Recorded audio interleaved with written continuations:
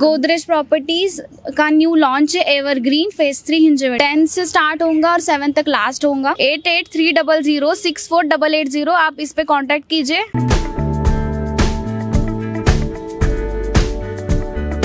नमस्कार, आप देख रहे हैं हल्ला बोल टीवी। मैं हूं आपके साथ सचिन। चर्चित भरत तिवारी इनकाउंटर मामले की पोस्टमार्टम रिपोर्ट आ गई है। क्या है पोस्टमार्टम रिपोर्ट में, बताएंगे हल्ला बोल टीवी के संपादक दीपक शर्मा। देखिए, जो पोस्टमार्टम रिपोर्ट है इसमें जो चीज़ें लिखी हुई है इससे गुस्सा और बढ़ेगा। जी। ये जो पोस्टमार्टम रिपोर्ट में जो चीज़ें आई हैं वो बताती हैं कि यह कितनी हैवान पुलिस है।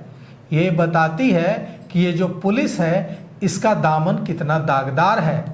और बिहार के पूर्व डीजीपी अभयानंद के शब्दों में कहें तो यह पोस्टमार्टम रिपोर्ट देखकर सचमुच बिहार के लोग पुलिस से घृणा क्यों न करने लगे। क्योंकि भरत तिवारी को 1 गोली नहीं, 2 गोली नहीं, 3 गोली नहीं, 4 गोली नहीं, 5 गोलियां मारी गई। ये कौन कह रहा है? अब तक का क्या आरोप है? यह आरोप नहीं, ये पोस्टमार्टम रिपोर्ट कह रही है, जो कि सरकारी डॉक्टरों ने जांच करके बनाई है, इस सरकार के मातहतों ने बनाई है। और ये पोस्टमार्टम रिपोर्ट पुलिस की बर्बरता की कहानी बयां कर रही है। भरत तिवारी को 1, 2, 3, 4 नहीं, कुल 5 गोलियां मारी गई। और पहली गोली बाएं जांघ के ऊपरी हिस्से में। पोस्टमार्टम रिपोर्ट कहती है कि पहली गोली बाएं जांघ के ऊपरी हिस्से में सामने की ओर से लगी थी। दूसरी गोली भी बाएं जांघ के मध्य भाग में भीतर की तरफ लगी थी।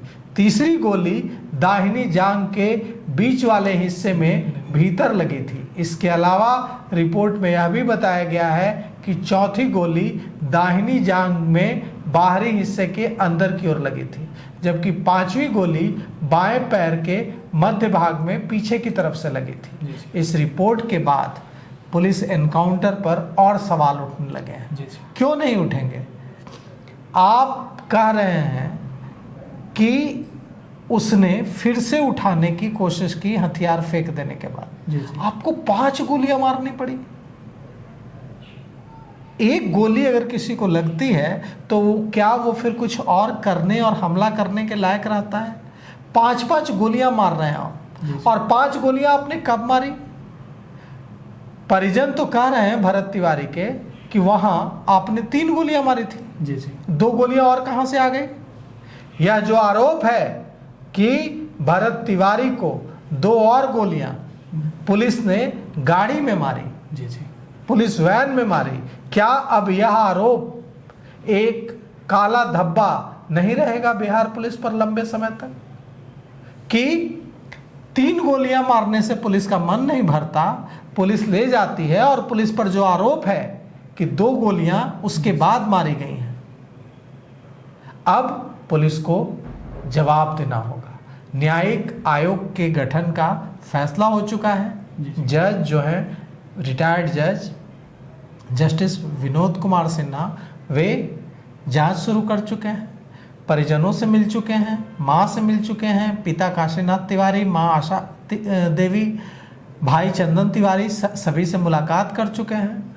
और भरत तिवारी के इस फर्जी मुठभेड़ को लेकर अब विपक्ष तो हमलावर है सो है, आम जनता में जो गुस्सा है वो गुस्सा यह बताता है कि अब जो सरकार हर दिन बैकफुट पर जा रही है उसकी वजह यह एहसास नहीं है कि गलती हो गई, उसकी वजह जनता का गुस्सा है।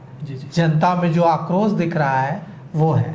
हम उम्मीद करते हैं जस्टिस विनोद कुमार सिन्हा से कि वे न्यायिक जो जांच है उस जांच में जब रिपोर्ट आएगी तो उसमें तमाम जो दोषी हैं उनको सख्त से सख्त सजा दिलाने की कोशिश दिलाने की कोशिश नहीं, दिलाई जाएगी। और पूरा बिहार जस्टिस विनोद कुमार सिन्हा की ओर देख रहा है। जो सम्राट चौधरी बिहार के मुख्यमंत्री कोई माई का लाल कहते थे, अब कोई माई का लाल से उन्होंने भी जनता के आक्रोश को देखते हुए यह कहना शुरू कर दिया है कि अगर कोई दोषी पाया जाता है तो उसके खिलाफ कार्रवाई तय है। यह भी कहा है सम्राट चौधरी ने कि जब भी कोई गंभीर समस्या सामने आती है तो सरकार तत्परता से उस पर संज्ञान लेती है। सम्राट चौधरी ने कहा है कि हाल ही में भोजपुर में हुई घटना पर त्वरित कार्रवाई करते हुए बिहार सरकार ने एक उच्च स्तरीय न्यायिक आयोग का गठन किया है। सरकार का मकसद न्याय सुनिश्चित करना है और जो भी दोषी पाया जाएगा उस पर सख्त कार्रवाई की जाएगी। अब देखिए इस मामले में क्या कुछ होता है, लेकिन लोगों का जो गुस्सा है वो ये पोस्टमार्टम रिपोर्ट पढ़कर और ज़्यादा भड़क जाएगा। तो आपने सुना भरत तिवारी इनकाउंटर मामले की जो पोस्टमार्टम रिपोर्ट आई है उसमें क्या कुछ है। ऐसे ही तमाम खबरों के लिए देखते रहिए हल्ला बोल टीवी। धन्यवाद।